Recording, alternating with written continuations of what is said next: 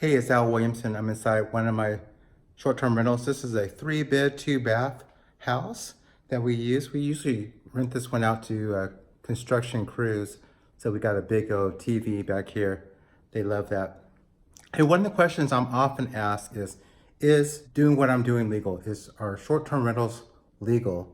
And there's different ordinances that say different things.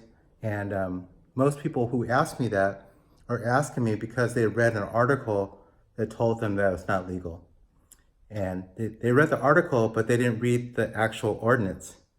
So that's what I'm going to show you. When you read the ordinance, you see all kinds of opportunities, and I'm going to point those out to you and show you your opportunity when I see you real soon. So I'm anxious to see you. I'm anxious to open your mind to some new ideas, and let's talk then.